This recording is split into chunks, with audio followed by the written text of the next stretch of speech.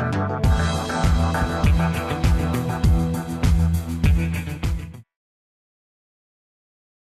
back. Welcome, Sal. Welcome to my home. Thanks for having us. Thanks for inviting us in. I was really happy when I got the email that you guys were coming back to town. Cool. And even more like that you wanted to actually have a chat. Sorry that I didn't put on any tea. That'll be the first of many stereotypical bashes of your culture. But I think coming back, actually, the cup of tea when you return is the best cup of tea. Is it? Yeah. Because Nice. no one makes it like home, right? I'm sure it's the same whenever you go. No one takes the tea. Well, I shouldn't say no one. But English tea is taken very seriously. And then you find yourself in like certain parts of like Southeast Asia, etc., in Africa, and you get to really like, you realize like, wow, the tea thing is a thing. I went to my first tea ceremony, Chinese tea ceremony in Berlin, bizarrely. And it was amazing. You know, it was a proper 20, 30 minutes setting everything out. Just the process or each step that was paid so much attention to. And when you got the tea, it was almost secondary that you were drinking tea. Yeah. It was just about being there and being with this tea master, I suppose you would call her. Yeah. You know, and being in her domain that she'd spent years learning. It was really quite something. The dark arts of tea. Yeah. I think that there's something about that level of ceremony that celebrates essentially togetherness, right? Because tea is about exchange. And there's not a lot of places for that left in our modern society. Although we met you in a similar way. True. Food and Deuce. Yeah, food and Deuce, movement tea. That's one of the things that I love about where we train is it is such it's a place that is based on exchange.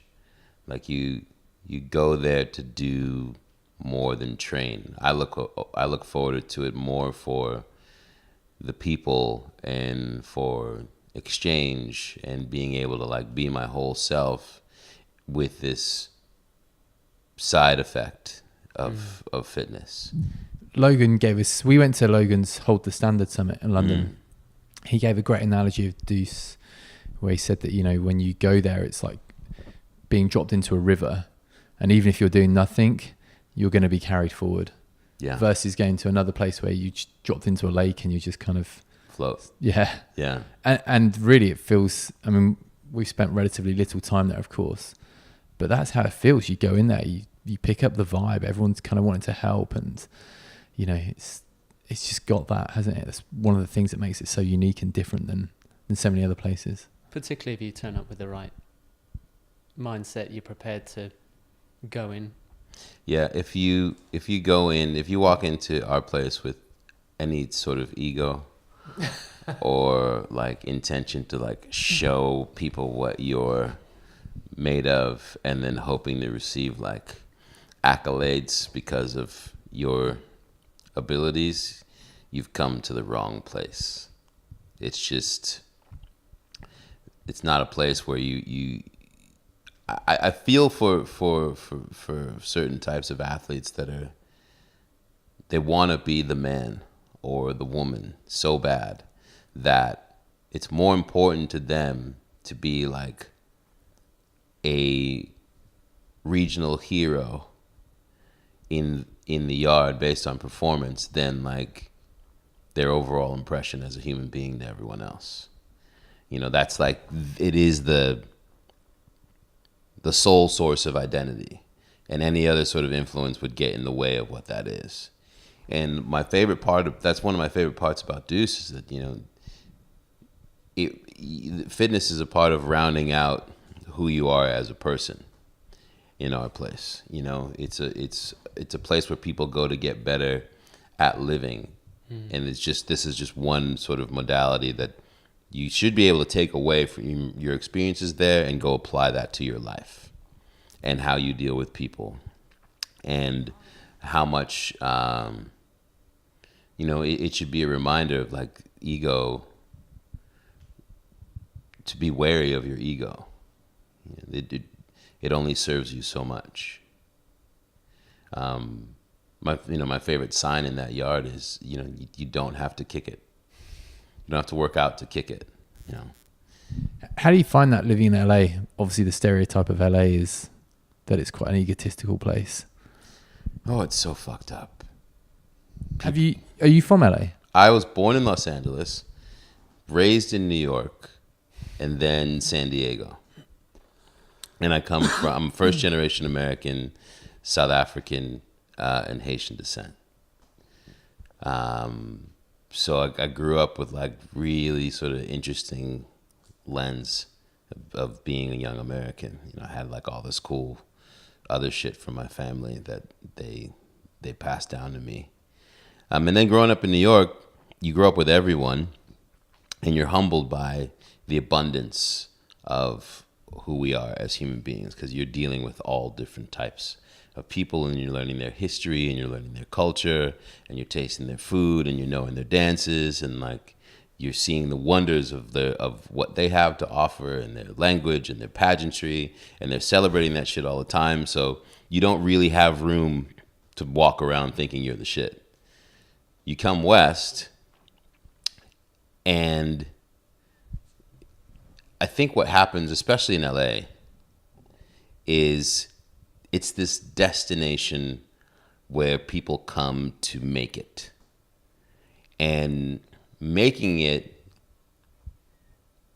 used to be a lot more, I think, about creating, right? And you have some things that you want to do and you want to create and hopefully like share those things with the world. And there might be some trappings that come with that, with fame, etc.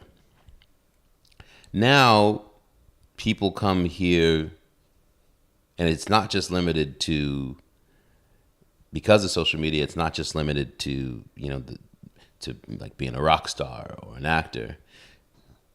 Everyone wants to be famous in what they do. And for some people, what they do is fame. Like this idea of achieving notoriety by any means necessary. And it comes with people not really knowing how to be, because they're spending so much time looking and analyzing what the person next to them or in front of them or behind them is doing. And maybe I should do some of that, or I should grab some of that, or I need to be more like this in order to get to this place. And you see people in real time abandoning themselves for an idea of what being known might give them. And you deal with, as a result, with like a lot of people who are conflicted and hollow. And that's, for me, it feels like it's just been even more amplified in the last 10 years of what social media has become. Now, that's not taking anything away from the great manners in which we're able to be connected and communicate and be inspired. That's all well and fine. But there is this, you can see it on people. You can see that they're on a quest to be known. But if you put them in front of the mirror and ask them to tell you who they are, they'll probably scare the fuck out of them. So yeah, that's I guess that's from living in Los Angeles for 15 years, and it's interesting. So, it's what makes, I think, this little area special. It's why I don't live in town. I like living in Venice because, and I love what we have at Deuce, is because there's just no room for it. Mm. You will be taken to task for that quickly and not tolerated. And it's really, I think we've created a great community of like wanting to help each other. Like, oh, I see what you have to give. I'm going to help you amplify that. You know, I'm going to give you critique and vice versa. Less than like, you know, walking around and trying to sort of stick your chest out and hope to be noticed, you know, kind of thing. Is that something you've noticed in, I mean, we know you from presenting like X Games and CrossFit Games and etc., that you see in the extreme sports world, the adventure sports world, or the action sports, and then CrossFit and... Yeah, I see a lot of people who at their core would like to just do what they know how to do and make a living from it. But now what's being asked of you is so much more. You have to be your own cheerleader and your own publicist and your own, you know, captain of your own fan club and your own storyteller in order to get people to pay attention to what it is that you actually do. Because what's asked of you from people, potential entities that can make you money, right, help you make your living, is we need you messaging all the time. It's not enough that you go and win something, or even that you do an edit that might get eyeballs. Like, you got to be the you show all the time. And not a lot of people are naturally built for that. And so it's easy to fall into the trappings of like, okay, well, I got to like be on this like super ego part of it, right? Or this super like self-congratulating version of what that looks like. And I feel for athletes, because there's a lot of athletes who are like, I just want to go and fucking crush it and like be done. Surely it diminishes returns of excellence, because rather than spending all your time training and doing what it is that you're good at and training to be better, you're diluting that time to pursuits that don't enhance what you do. It's a lot of energy. And there's some people who I think have learned like, okay, well, instead of trying to create a persona, I'm just going to be myself.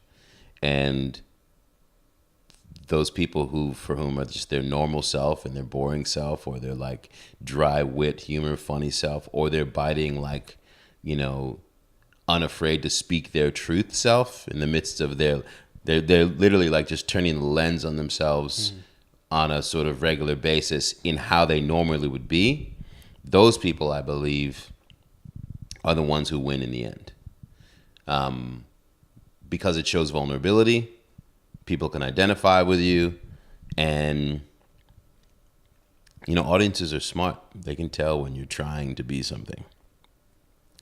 And I think sometimes people don't realize that sometimes a healthy bit of their follower base is there to laugh at them or to mock them for entertainment. So it's like, be careful what you wish for when you want to amass, you know, these massive followings. But yeah, for me, you know, I'm a fan of the people who aren't afraid to pull the curtain back a bit at the highs and lows of their journey. That to me is what makes their greatness even that much more appreciable. And like, oh, you're not some fucking superhero. You didn't come here from Krypton. You know, you are dealing with, and there are struggles that get you to this place where you look this way or can perform this way, or whatever. At the end of the day, you are just like me. You just have some gifts, and you've put in some work that allow you to do this at a high level, and I can be inspired by that.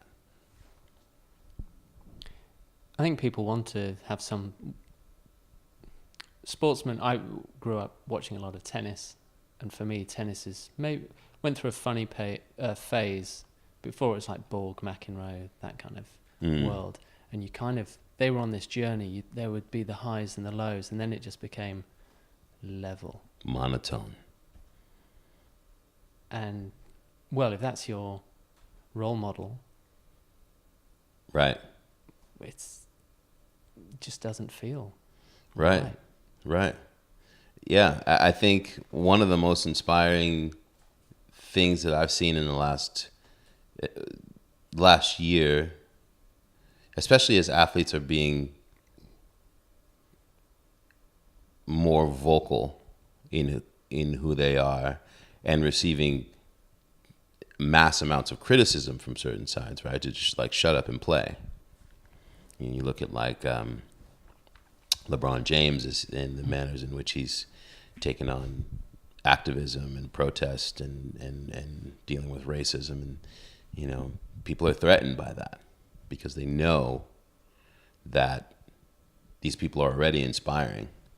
And now if they're going to like be like, hey, by the way, I feel and I go through shit and I'm affected by what's happening in the world too, they actually can influence the way the pendulum swings. So you see like, you know, people be like, shut up, just play, you know. Or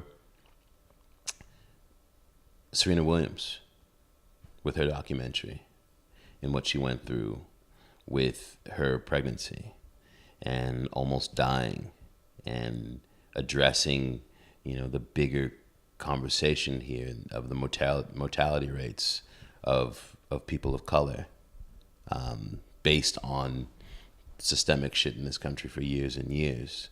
You know, she pulled the curtain all the way back and showed this vulnerability. And like, you see one of the greatest athletes who's ever lived, she actually allows you to see her almost die in the midst of childbirth, and what that process was like, and coming back, and warts and all of her like trying to like believe that she can get back to this place, and also being pushed, and the sacrifice that takes. I was already a Serena Williams fan, but I was humbled by her, and humbled as a man to like appreciate the next level amounts of strength, which we will never have comprehension of what it takes to be a woman at that level. And those are the things, those are the type of athletes that I'm drawn to. I'm drawn to people who are not afraid to be like, this shit is hard. I suffer from anxiety, or, you know, I've had my battles with substance, or this is how I grew up, you know, and these are the ways in which that sort of affects my journey now, and I'm working to tell myself and build a new story. Those are all things that any of us can like identify with. But I think it's again, like we said at the start, it's kind of scary for some athletes to know like you can't just dip your toe into that. You got to go all in. So it might be safer to just be like, do duck poses and, you know, ass shots, which I'm a fan of. You know, it's all good. It's boosted Instagram. Yeah, but it's like, you know, how long can you last on just that? Yeah. On your physiology? Because there's a time clock on the most elite physiology. And what are you going to have after that? People are going to go fucking someplace else. It's integrity, isn't it? People want to connect Yeah. to integrity and to honesty, authenticity. Because aside from the talent that it takes to be the world's greatest tennis player or basketball player or soccer player, you're just a human. And again, that has a time limit. Yeah. I don't know, 10 years, 15 years, maybe at most. Right. You're still going through all the same shit. Your family's still doing the same annoying stuff that everyone else's families are doing. Right. You're still a human being. And that's what allows the connection, the honesty of, okay, yeah, cool. It's kind of almost a side thing that I'm here kind of doing this, and this is a talent I was born with or worked hard for. You know, the real work is life. It is. I like the Olympic lifter, Maddie Rogers. She's one of my favorite people to follow. Like, she has exceptional skill. She's a freak. Watching her move a bar is like, what the fuck am I watching? It's like so cool, right? Because it's just whatever like stereotypes of what that package is supposed to be, not a thing.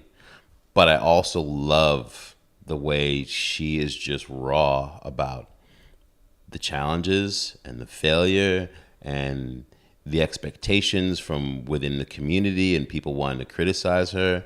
And at the end of the day, she throws up 2 middle fingers and says, this is how I do it. Like, you're either here for it or you're not. Like, this is a marathon, not a sprint. And I am learning all of this in real time. So either you're going to like want to go down that path with me and watch me get it right and wrong, or keep it moving. That's cool.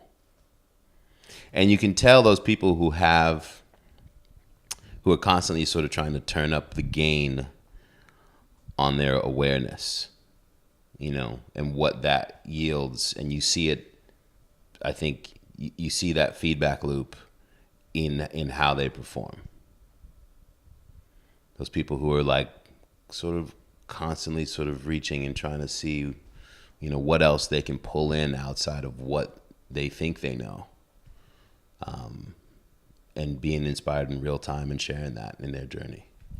You must have quite an interesting perspective on that, physically and mentally, from the positions that you've been in, being around athletes, but also being, you know, slightly distant from them, commentating on it. Yeah.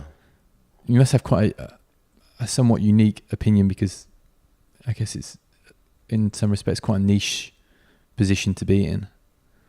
Yeah, I think I'm also one of the people who, for what I do as a commentator or sports host, I think I have about as unique amount and type of access to the athletes that I cover that a person in my job could have. There are some people who would say that it's almost a conflict of interest, in that I have deep relationships with and some level of friendship with a lot of the athletes that I cover. That's come from working in the action sports industry for decades, and before I was ever on television, working as a athlete developer, team manager, marketing and promotions guy for brands, and being in charge of, you know, helping facilitate and give athletes a platform to perform at their highest level. And then that segued into commentary, and already having these relationships. I had worked at Transworld snowboarding and skateboarding magazines for years, and then worked at skateboarding companies, and I was the team manager there. You know, and then started a clothing brand and worked with athletes there. And so I was at every event. I had all these relationships. I started commentary late. You know, I didn't really become a full-time commentator on television until I was probably about 30 years old. So how did that happen? How did the transition happen from what you were doing?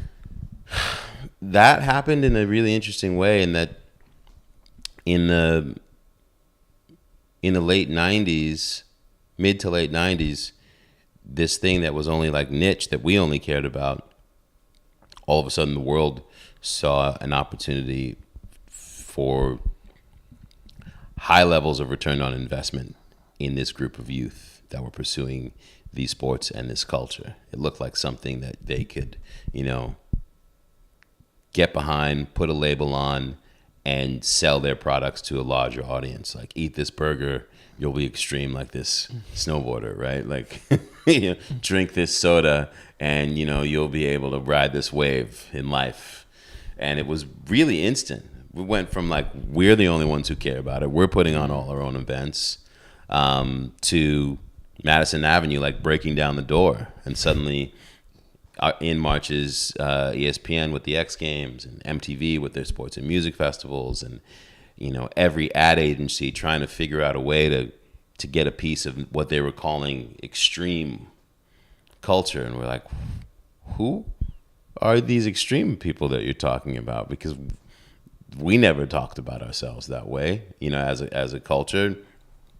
It was the individual sports, and then maybe as a collective it was action sports. But the idea of like extreme was comical and laughable, and you'd never hear anyone, you know, in these communities speak that way, to the point where the X Games started off as the Extreme Games, and they read the riot act so hard from the athletes and from the culture to be like, we won't participate in this if you don't change it. And that's how it actually became the X Games.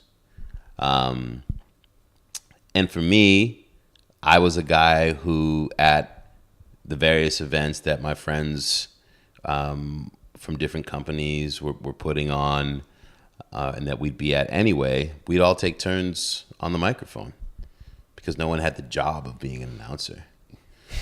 So it's like, all right, I've been talking for like 2 hours. You want to fucking talk some shit, bro? No problem. And I'd get on and I'd have a mix of like insight, shit talking, and like excited play-by-play. And it started to become a thing where people be like, hey, there's an event up in Mount Hood in Oregon, and these guys heard about you. Like, they want to fly you up to announce the contest, and they'll give you lift tickets and a hotel. And be like, what? Yeah, I'm there. And you'd go do the contest and, have a good time. And people be like, you were so funny today, man. That was great. And, it was a way for me to like continue to stay as close to the culture as possible. And a lot of times it meant that the companies that I worked for didn't have to pay the money for events I needed to be at anyway, because I'd also like be on the mic. And that transitioned over when MTV started doing this thing called the MTV Sports and Music Festival in like 98. And they called me because they had been calling around to see like, hey, we need someone who can be with Carson Daly and make sense of this stuff. And they go, we have a guy who won't shut up. And that was my first opportunity. And then someone at ESPN, they had seen the stuff I'd done in MTV and some other like small regional like lifestyle shows where, you just ambush in an event and go and interview your friends. You don't have a press pass or whatever. And then someone would sell that content to Fox or something or some local public access channels. And it was in 1999 that a guy walked up to me at a bar in Breckenridge at the Vans Triple Crown of Snowboarding and tapped me on the shoulder after the contest one day and said, excuse me, are you Sal Masakela? And I said, yeah. He said, I'm Phil Orleans. I'm the executive producer of snowboarding at the ESPN X Games, and I'm looking for you. And I stood up in my bar stool in the midst of this loud, like you imagine post-event, like people just fucking sending it. And I was like, who the fuck put this guy up to this? Whoever it was, fuck you. And I sat back down. He tapped me on the shoulder again, and he hands me this like really nice business card with like red leaf raised, like textured print, like the 50 cent a card version. And Patrick Bateman, American Psycho business card. Exactly. And it said everything that he said he was. I was like, oh, I'm sorry. And we went and had a talk about the X Games and out in the lobby of the hotel. And he told me that and up until then, they had been using stick and ball traditional sportscasters to try and communicate a subculture. So you can just imagine the level of disconnect. And for us who were watching, we'd just be like, oh my God, is this really happening? It was almost an embarrassment. Not even almost, it was an embarrassment. Because we felt like we were the stewards of the culture and we're working so hard to preserve about what this is. And these sports, to us, it's not football or baseball or any of those things. Those are finite numbers of people who are allowed to participate. Most anyone who's passionate about it is in the stands on the sidelines cheering. These are lifestyle sports where you're trying to practice these sports for as long as you possibly can. You don't have to make a team. You're instantly a part of a larger camaraderie with people from all different walks of life that you have this thing in common with, this art that you're in charge of protecting and building, and it's constantly changing and growing with new feats, right? And new and music and art and equipment that is sort of changing and growing, and like there's no constants. It's like this artistic form of athletic expression, and you're a part of this collective. That's how we looked at it. So when it suddenly was like just through this like competitive filter with people who had there was no nuance to what the culture was, but at the core of it, it was hard to watch. And this guy, Phil said, hey, we're trying to bring in a team of people from within these sports and culture. We realize that we're doing it wrong. We want to do it right. You're one of the people that we want to bring in. And I first said no. Why? Because I thought the X Games were the cheesiest thing on the earth, with purple ramps and, just everything was so extreme and wasn't about what any of it, what I knew it to be and what my friends thought it to be. So my initial answer was no, but I'm going to tell you everything that's wrong with your thing. Because I fucking know what's up, bro. I live this shit. That was literally like my cocky attitude. And I got back home from Colorado and I went to work. And at the time, I was part of a collective of a clothing company called Alphanumeric. It was a A and a pound sign. And we were a very innovative streetwear brand that was basically the first brand run by a bunch of kids of color and really taking a streetwear approach to presenting action sports culture as not just punk rock, but as punk rock, as hip hop, as,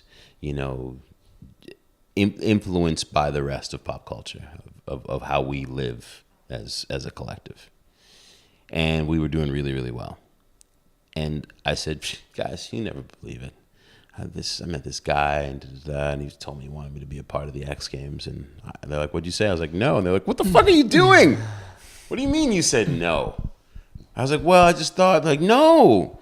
Like, they're coming to you for a reason. You can go and actually help be a part of, like, maybe making it better. Maybe being able to communicate what this is really about. You have to do it. And that was not the reaction that I was expecting. So I called the dude up and I was like, I changed my mind. He was like, good. Can you be on a plane in 2 weeks? And I went to Colorado and I did my first X Games. And I was a sideline reporter at snowboarding.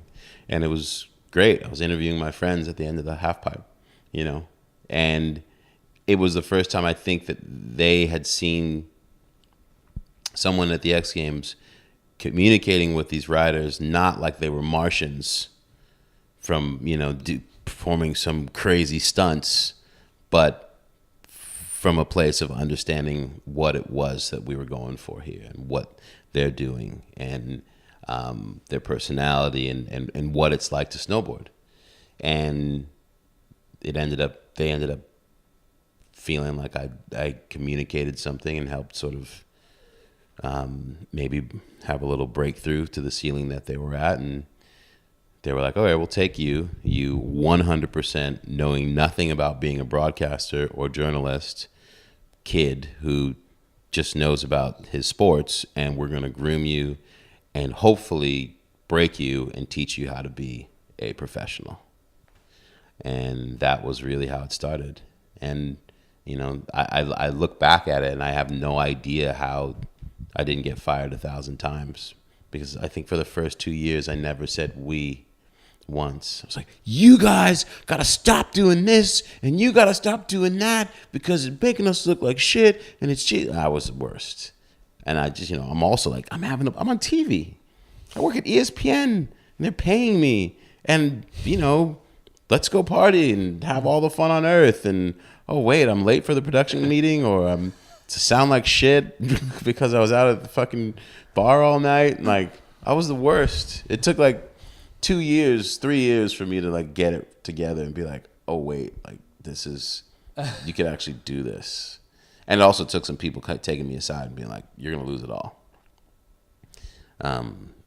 They will replace your ass quick, fast, in a hurry. Figure it out. What are your thoughts on looking back at the evolution of the action sports culture as it's got more commercialized and it's become sport? Yeah. I think that the action sports culture is self-regulating, in that the lens of mainstream media will never define what it is. I think for a little while, all the respective sports had sort of forgot that they had the power. And because so much money was being made from guys being on television, brands started selling a shit ton of product. I think there were definitely people who sort of lost the bigger picture of what it's about, and different sports suffered accordingly. But the great thing about these activities in practice is that at the end of the day, the kid who, you know, and his best friends that are skating around the neighborhood at the park or at the ledge, they are the ones who are dictating what this is always going to be. And it's the same way for the kid that's, you know, that's mountain biking in his respective area, or the surfer or whatever. At the end of the day, like, that community is always going to regulate what it is.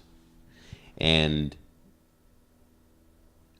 I'm excited to see that creativity and that spontaneity and that unique creativity of these sports is what's really being celebrated. You know, it feels like there's this like crazy new wave of what's possible, of reinterpretation. Every time I watch a clip of like this next generation of kids, I feel like I'm watching real life video game versions from the mid 2000s of what I was playing with a controller in my hand is now being achieved. And it looks effortless and flawless, and it looks like art. And it's radical. It's really, really, really powerful. I think it's great to see that skateboarding culture is still sort of the leader that all the other ones want to follow, and even mainstream culture is constantly like, what's skateboarding doing? Like, okay, let's try to rip off that in the best way that we can. It's beautiful to me that it's beautiful to me that all the individual sports are shining in more by themselves and less as like action sports, because like action sports culture was more like a delivery mechanism for the mainstream, but was never how those sports functioned. And there is great overlap and cross-pollination between the athletes being inspired by each other, you know, from various sports. But at the end of the day, it's like skateboarding is skateboarding, snowboarding is snowboarding, surfing, freestyle motocross, mountain biking, etc. And they all, I think they're getting to stand proud alone, and less having to feel like, oh, we got to be in this bucket to exist. And it might not be like in the heyday with the amount of crazy ass money that was flying around, but I think that the sports are healthier for it. The cultures are healthier for it. They're more like art forms, really, yeah, aren't they? They really are.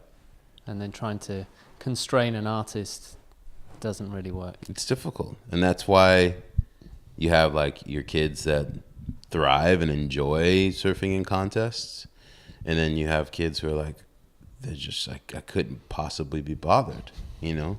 You have someone who's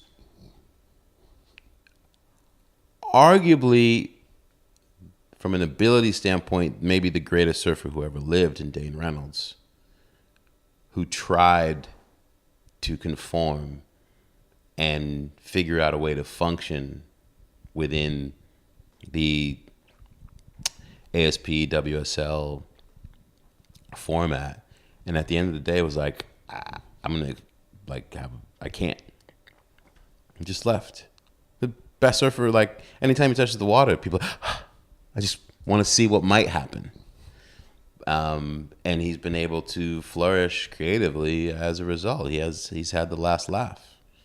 And he's almost like to me, Dane Reynolds is like the Mark Gonzalez of surfing. Like, we'll all be interested in what he's doing at 50. You know, you're not going to be as interested in what, you know, the person who lived his life as solely in the contest space, in the competition space. You're not going to care what that person's doing at 50, but you'll care what Dane's doing at 50 and 60. You know, he'll be a cross between, you know, Mark Gonzalez and like Herbie Fletcher. You know, and that's cool. We really want role models, don't we? In that way, that are living, well, they're living exactly how they want to live. Yeah, and who are unafraid to like make left turns when it's time for them to. What did Jay-Z say? Like my old music, buy my old album. Yeah, you know, as a way for the critics who are like, but it's reasonable doubt. That's all you should be. It's like, well, if that's the shit you like, you go buy that shit. Yeah. This is what growth looks like, and it might break your heart. That now maybe because I don't rap like that anymore, maybe you got to grow up too. Yeah. It's absurd to think that you can try and stop someone from growing or wish that they didn't. I still and expect yeah. anything healthy to come back from it. No, I have people who still like, they write me like notes on Facebook or Instagram, like imploring me to grow my dreadlocks back. I think it's more for them though, isn't it? Oh, 100%. It's like, you know, it's just like, you were so cool then. Really? Like, that's all you were paying attention to? Like, that. There was nothing that I had to say or any of that shit. Like when I first cut my hair, it was like, it was radical. Sell out. Sell out. Haircut. I grew dreads for 13 years. It was a very like precious, energetic thing for me. And then I went through some shit in my life where I had to like find a place to hit the restart button, or I was gonna like self implode, and I had to start at the top of my head and work my way down. But you're not interested in that story, you know? But the hair looked cool. Yeah, but you were cool. And so that's just me, a person who talks for a living. Yeah. Imagine what that's like for an artist or an athlete. It's tough. It's really cool to watch the way, and that's one of the things I think that's so incredible about these cultures is the level of resilience, natural resilience, and reinvention, and wanting to continue to grow and create and work with what you are today, not who you were yesterday. And you know that's basically how we should all be. Talking to that end, music. I've been listening to the album. Really? Yeah, Oh. Vagabond and All Is Forgiven. Oh my god, such great man. jams. I was playing it to a friend of mine recently. I was like, dude, you have to check this out. And we were both like, yeah, it's wicked. Oh, fuck. You know, that's really cool. Thank you. And it's funny. I remember being in the studio one day, like 4 a.m. I think it was we were working on All Is Forgiven. And my cousin Sonny and I were delirious. You know, he knows how to like keep me motivated. I'm inside the booth and he's out at the boards, and he hits the button and he says, all right, so for this next verse, he's like, you got to picture yourself like we're in England and you're in like this club and it's a bunch of like really cool like North African hybrid chicks and like cool English dudes, and they're swaying to this shit because it's like, you know what I mean? And I go, yeah, I know that. And so our joke for the rest of the record was like, the rest of the record was like, if this record is cool in London, then we've achieved. So this long feedback loop that just was delivered here, that just feels so cool. Thank you. How long has, I mean, obviously music's been in your life forever with your father, but how long has it been in your personal life with regards to you becoming a recording artist? And because it kind of almost is, in some ways, in my mind at least, you know, a natural evolution from someone that talks to someone that sings. I mean, Glad it's natural to you. It sounds natural on the record. No, thank you. And I think it is. It is natural for me.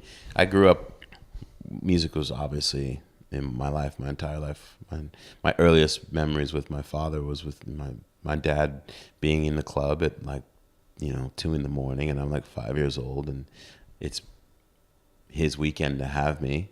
And, while some kids' dads were taking him to the park or whatever, I was in the club, watching my dad destroy people's souls with his trumpet and his voice. That's my earliest memories of my father. Is this one of his instruments? That's my saxophone that my Uncle Stuart gave to me at my 5th grade graduation. Yeah. The old Yamaha. And so I played music from the time that I was a little kid. I was growing up in New York City. The arts were as important as science or math. Mm-hmm. So I remember in the 2nd grade when they gathered all us kids and huddled us into a room, and in it was just instruments spread all over the floor. And they're like, okay, go. And kids scramble to go and pick an instrument. I was a little slow, and so I ended up with a clarinet. I literally, I remember fighting a kid for a trumpet, and I ended up with a clarinet. And my dad being like, clarinet? And I was like, but Dad. He's like, oh, whatever. So yeah, playing and singing in the choir at school, and just it was a natural place of my life always. I toured with my dad in the summers, and as I got older, I was a roadie on his tours, and I went on tour with him and Paul Simon on the Graceland tour. My dad took me out of high school for 3.5 months, and I was a roadie throughout Australia, Europe, and the US on one of the biggest music tours in history. Kind of speechless. Fuck. Yeah. So music has always been that for me, but the sort of weird side of that, when your father is Hugh Masekela, and he's not just a musician, he's a person who has reshaped how people consume music. He helped to invent what people would call world music, world beat music, the stirring of the pot of jazz and Afrobeat and Cuban and all these different things, And that, as you get older, comes with a lot more than you realize. Expectations, people wanting to see a reincarnation of this person that they hold as a deity. Can it be the second coming in the son or daughter? And that was not the case for me. I don't think it's the case in any son or daughter. Yeah. I mean, are there any? Yeah, I really there's can't none. think. And there's a lot of kids who are been destroyed by that, by trying and being vilified for not being what they came from. Well, not being someone else. Yeah. Not being someone else, which is weird. And so when my stepfather and mother moved to Southern California in the mid-'80s, and in 88, we moved to a town that was the complete opposite from the East Coast. It was surfing and skateboarding, and it wasn't cool if you were in the band.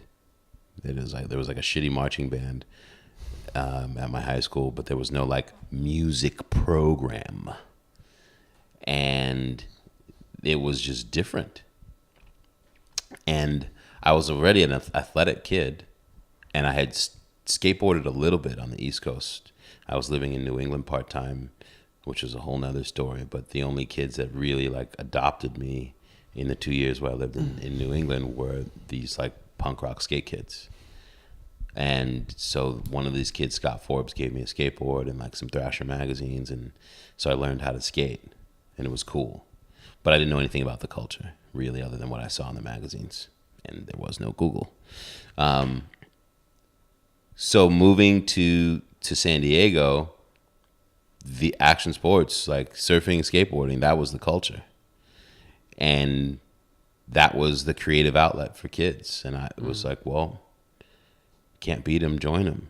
And that first time that I went surfing, a week into being in California, like changed my entire, like, that became my new music. And it was like, oh, I want to know what this, all of it is. I want to feel like this all the time. And while it wasn't a conscious decision, slowly it alleviated me of being Hugh Masekela's son. I didn't need like to be my dad's son to exist. And my name, I was also in a place where my last name, no one knew. Maybe like one in like 25 people's parents might know, but it was a pretty like homogenous, you know, zone of people that weren't really influenced by that. So I got to hide a little bit. And yeah, surfing and then snowboarding 6 months after that, they just became my thing. And I skated a little bit for fun, but surfing and snowboarding, that became it. And freaked my family out. My dad was like, "What? You're just a surfer? Like, what does that even mean?" Well, like, are you gonna do that? I'm like, no, it's just what I enjoy doing. But are you gonna be great at it? My dad was amazing that way, because as much as he thought it was cool, but when I graduated from high school, I was aimless. I wasn't going to college. I was working odd jobs.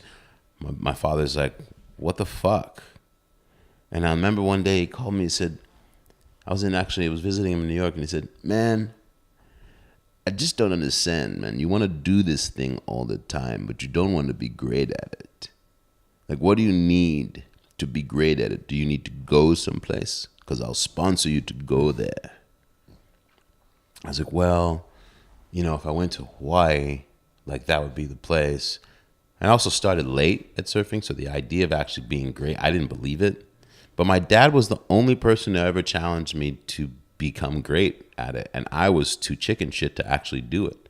When he offered me that opportunity, I like made excuses and I didn't do it, which incensed him even further. Like, he would have paid for me to live in Hawaii for a year and see what happens and go like be in that place. And I didn't see that coming. I didn't know what to do with it. And like weird, you know, teenage pride shit. Like, no, Dad, not like that. And he was like, threw up his hands, you know.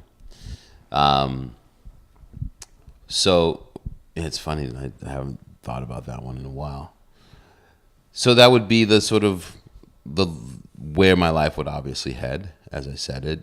And I ended up finding, fortunately, a lifeboat as a receptionist at Transworld Skateboarding Magazine and Snowboarding Magazine in 1993. A guy, I was bussing tables at a restaurant in North County, San Diego called the Potato Shack, and a guy came in with a group of people, and they all had badges for what was then the ASR, Action Sports Retailer Trade Show, which is a big trade show of the shred culture.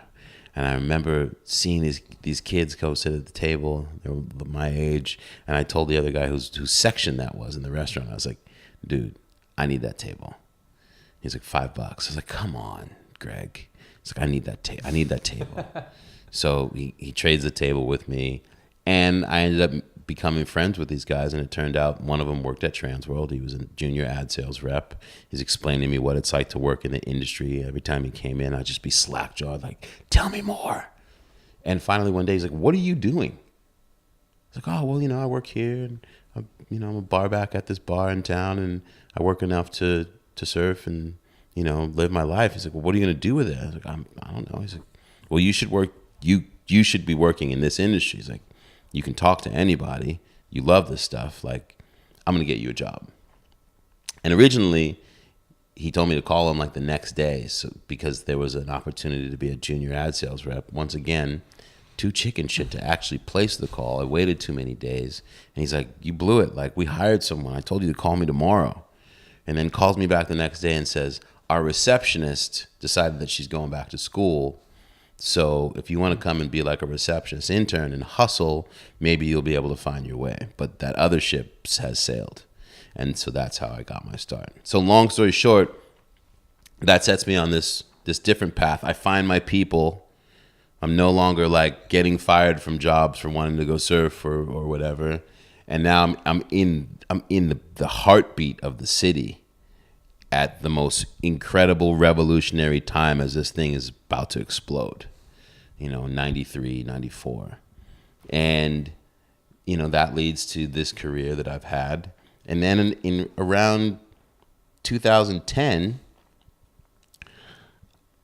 I just had this thing where I was like, I need to make some stuff. I got to create. I've been telling everybody else's stories, and I'm really good at telling their stories and putting what they've done into context and who they are. But like, nobody knows me, and nobody's going to know me this way. I have some shit that I need to get out. And music was the natural thing to return to and take a chance at in a way where there would be no expectations of me.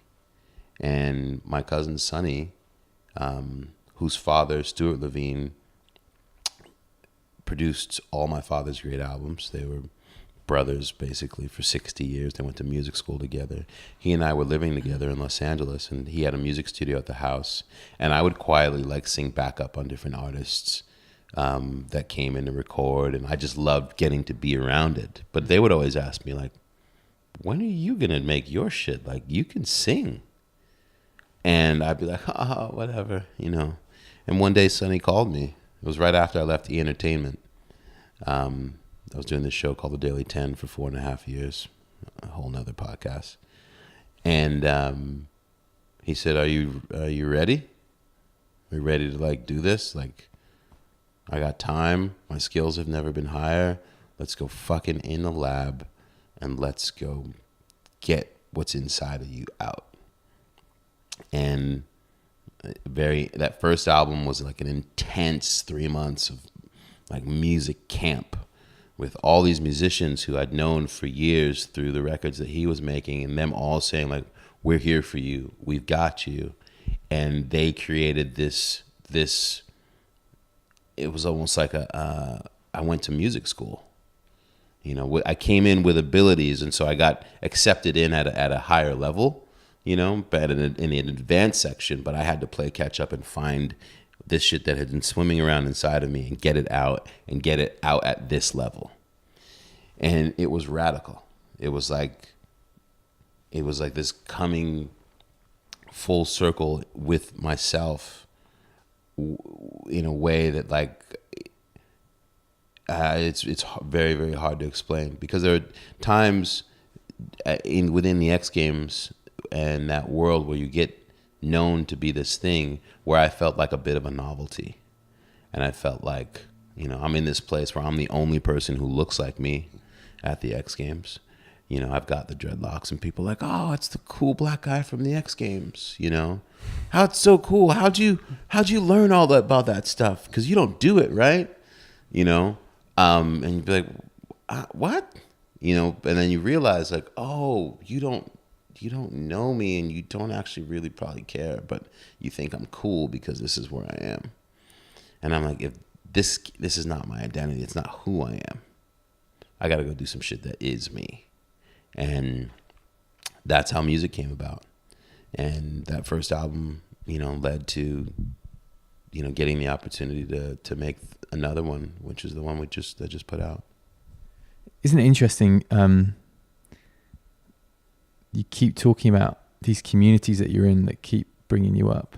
So the restaurant, the Transworld sport community, these friends, one of them helped you up.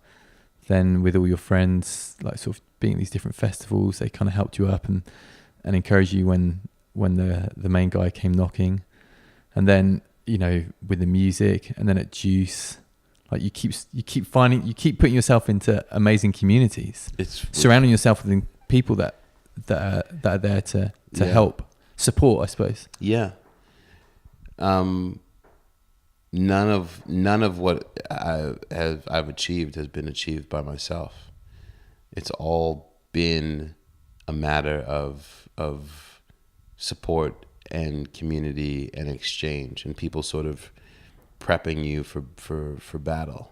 You know, one of my favorite things when I know that I have an assignment to go on now, let's say like I'm coming to the UK to go and do some stuff for National Geographic, like I make sure I'm in the gym and amongst my people pretty hard in that time before, because it sets me on that path. And they essentially prep me for the journey.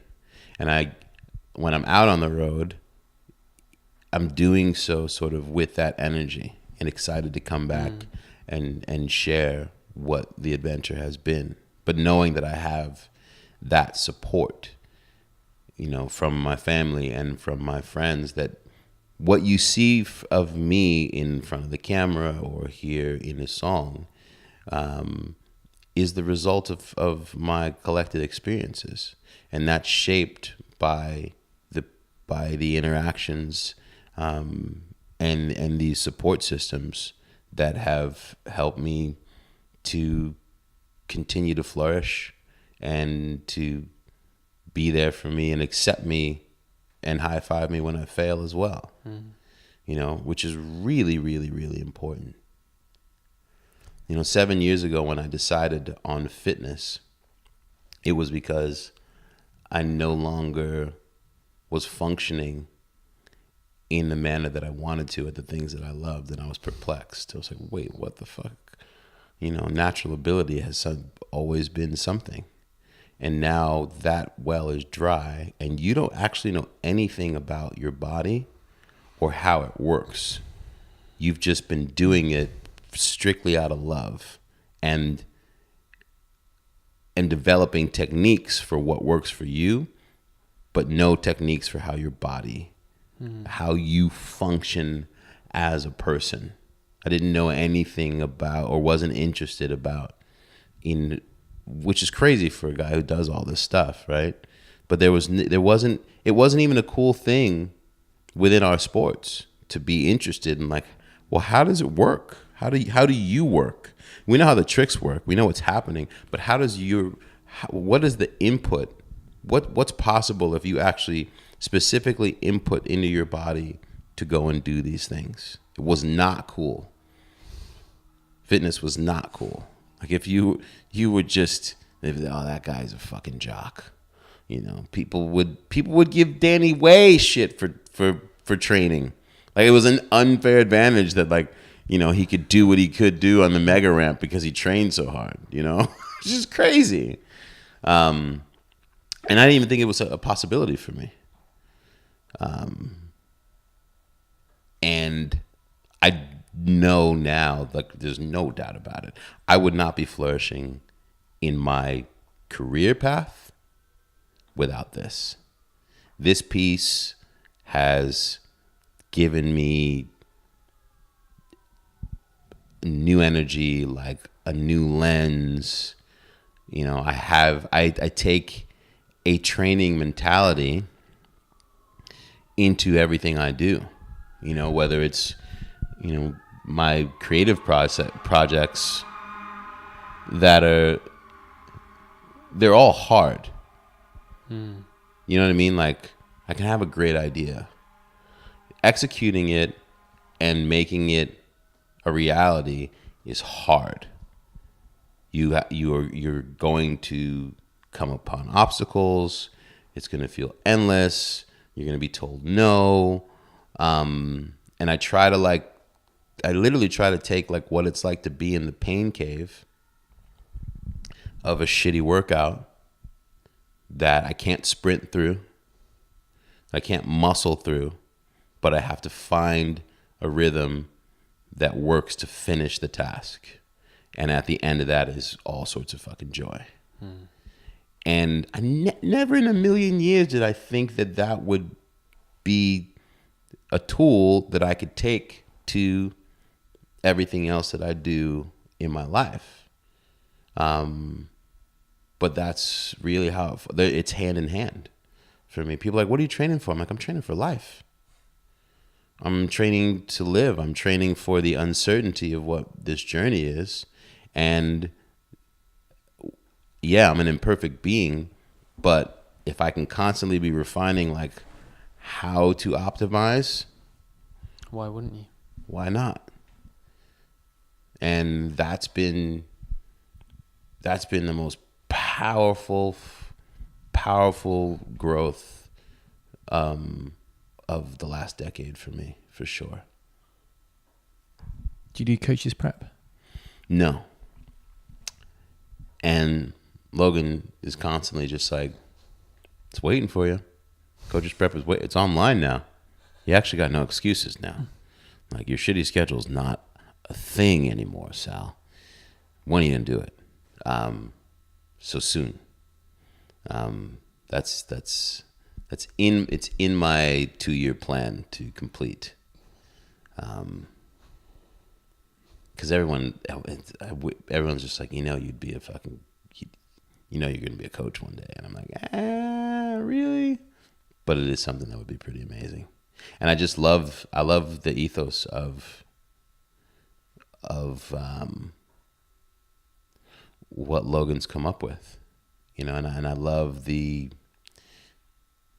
community factor of the contribution of ideas to like these. An idea isn't or even there's no finality in these things. They're all malleable and have the ability to grow as you continue to learn more. It's one of the things I love about Logan is like he knows everything and also happily knows nothing. It's been interesting to watch him. I mean, obviously we're in the UK, but his social media can be quite eye-opening. Yeah. Or lens turning. He brings it back on himself. Straight shot, no chaser. That's the best way to describe what he's putting out there. You can do that when the belief of the people around you are fully backing you, and that's how we all met. We met at a meal with Carl. Carl was like, "Oh, you got to meet Logan, Sal, Lindsay, etc." And it's like everyone believes in what everyone's doing. Yeah. You're called out. Bullshit's called out. Bullshit's called out. Feet's held to the fire. You get the high five when you earn it. And most importantly, if you need support. If you're unsure. If you need someone to bounce something off of. If you're in the shit and you don't know what to do. You just mentioned a long list of like really great people. All that people like look at as like superheroes. I've seen every one of those people cry. And I've been able to cry in the presence of all those people. When unsure, when beset by grief, through all of it. And I think when you know that you have those type of people who are there for you to help sharpen you, you have no choice but to go out and be a killer. I mean, when I tore my Achilles 3 years ago, I thought I was done.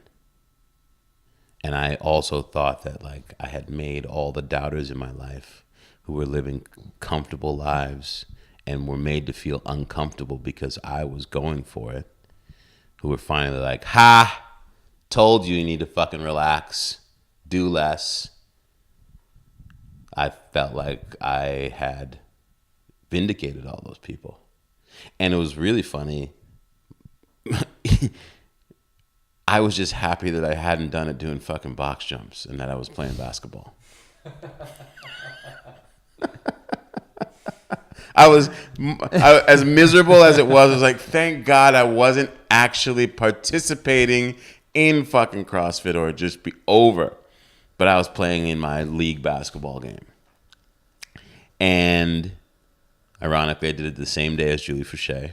I had just watched her do it, watching regionals online, and then went to my game and did it. And we became incredible friends and supports to each other as a result, which was crazy. Never thought that would happen. But Logan's the one who took me to my surgery at 5:45 in the morning. Lindsay was doing laser therapy on me the day of the injury, took me to her clinic. Logan's the one who sat with me through my surgery, and they got me at home. And then 3 days later, they came and picked me up, carried me down the stairs, and brought me to the gym and said, you're going to move, even though you can't move the way you were. And that became the guideline. Like, it's not just about therapy. You're going to come in here 3 to 4 days a week, and you're going to modify movement, and you're going to inspire your body to heal by the rest of your body saying, we're okay, we're waiting for you, we're going to keep on with what we're doing.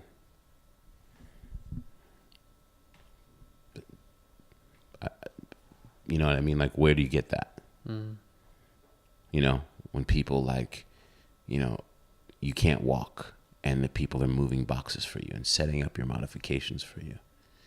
And like doing so in a manner that like you don't even you can't say anything because you're just gonna weep. And people being there for you day in, day out to get you back to your best. Sacrificing so that you can be better. Well, you're in the right place. Yeah. When that happens. It's radical. When I lost my dad in January, you come home and you're disillusioned. I was in South Africa dealing with it all with my family, and I came home I didn't even know what planet I was on. And again, my community was there, and they pulled me out, and they checked in, and did so over a long period of time, and have done so and continue to make sure, because they know I can go dark. There's no price that you can put on having that in your life. It sounds like there's been quite a lot of it sounds like it's been a really reflective year for you. We talked earlier on, you went on a trip with a freediver called Hanley Prinsloo. Yeah. And her partner, Peter Marshall, down in New Zealand. Yeah. And you were telling me that, well, in fact, I read your Instagram post, so I was asking you about it, that unplugging from the world gave you incredible space to reflect and reassess on life and refocus, and just even the community that you're in. You said it was, with the exception of Peter, it was an all-female community. Yeah. No one prepares you for what grief is. We don't talk about grief enough. And it's probably because we all react to it in different ways. And, my dad's birthday came, Father's Day came, those were hard. I didn't know that my birthday would be the trigger that it was. And about 3 or 4 weeks before my birthday, I just started, I couldn't sort of get a grip on myself. I was having anxiety. I was short with people. I just felt like this tightness and pressure, and I couldn't figure out what it was. And it was just like, oh, your dad is dead, and the day of your birth is coming. And whatever sort of waves, next levels of the grief process, they're coming, and they're real. This wave is a lot bigger than the others. We needed to do something in anticipation of this. So I just put out like something to the universe. I said, okay, I need to do something. I don't know what it is. Some people were like, go to Burning Man. Oh, that might be an option. could definitely fucking go through some shit and figure some shit out there. And then this came along. Hanley had posted something on Instagram. I met Hanley in a cafe 5 years ago. She happened to be from, I heard her talking, and I heard the South African accent. And I looked over and I said, "Excuse me, you from South Africa?" And she's like, "Yeah, da, da, da." She told me who she was and what she did. We became friends. I hadn't seen her since. A couple of notes here and there, but we had an incredible connection. Turn on my phone, open up the gram. First thing that pops up is Hanley with these pictures of this place that looked insane, and saying that she was doing this retreat and there happens to be only one spot left because someone canceled. Would anyone be interested? I looked on the site and I was like, well, there's no way I'm going to have the dates. The only window that I have available in my schedule are these dates. I sent Hanley a direct message. She said, "Oh my God, yes, we would love to have you." I booked a ticket to Niue, an island I've never heard of, 3.5 hours north of Auckland in the middle of the South Pacific, to do a 10-day freediving, breath work, yoga, Ayurvedic, plant-based eating, nature hikes, like deep dive life trip. No Wi-Fi, no cell, and throwing your ego to the side. My mantra heading into it was no expectations, full open heart, open mind. Say yes to everything. You have to say yes to everything. So everything that's proposed, you have to do. Can't just be like, not today. And that buy-in made it the greatest trip I've ever taken in my life. I learned more about myself, 60, 70 feet under the water with no tank on a single breath hold, enveloped by the ocean than I ever could have imagined. And it was really, as I said to you earlier, it was about being trapped in the present.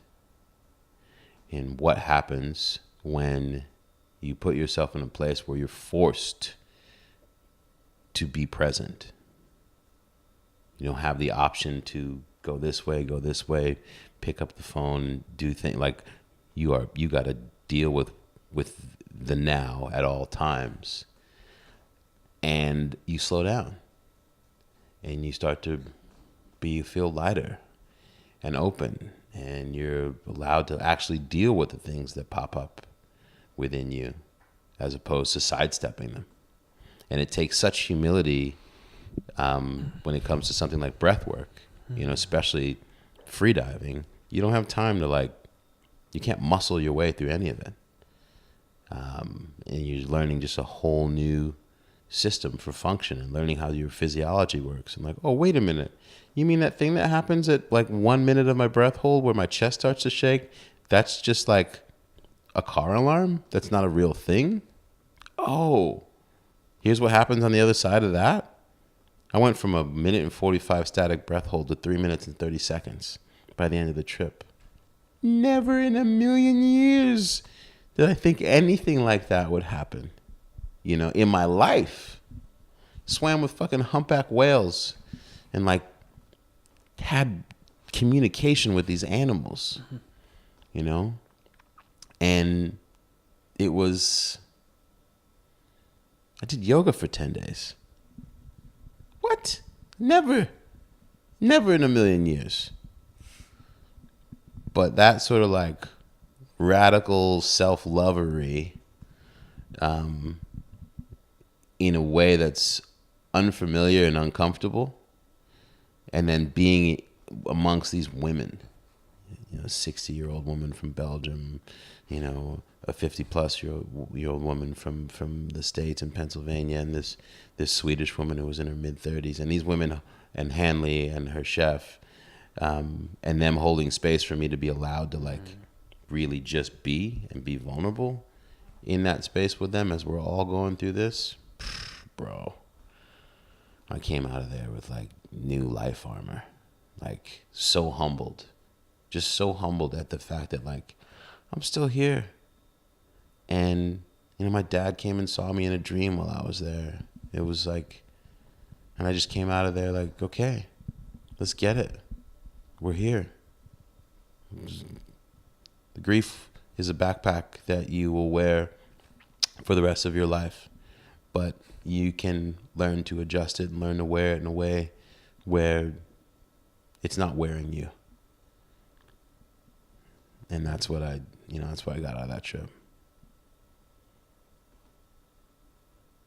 With all these things that you've done, the music, reconnecting with that, has that, I guess, given you a clearer sense of place in the world? Because we grew up, we were with Climber at the weekend, or not the weekend, whatever day we were, a couple of days ago, whose son was going through a similar thing. My dad passed away around March time this year. I'm sorry. I mean, it happens, doesn't it? Yeah. And you kind of feel, I mean, Dad died in my arms, last breath, and you're like, okay, it's not all on me, but it's like, yeah, things make sense. Loads of stuff doesn't. Yeah, yeah. But if just that sense of place, like who you are, music is part of you, action sports are part of you. How does that feel now? These things have to happen, don't they? Yeah. I feel much better being me as a result of all this. I was spending so much time trying to find a familiar enough box that everyone else knows that I could fit in, so I could be. And that takes a lot of energy. And it's scarification, even if it's at a micro level, repetitively trying to bang yourself into these spaces that at the end of the day, they're just not you. And you don't have to shed anything to be. You just gotta be and embrace all your fucking weirdness and the shit that you are and the shit that you're not. And I would say that, yeah, this last part with losing my dad is definitely like, you just laugh at the shit that you think is, or is a measure of your existence. Mm-hmm. It's because none of it is real. And I just feel far much more ease in that my life is not weird. It's just my life. And that's okay.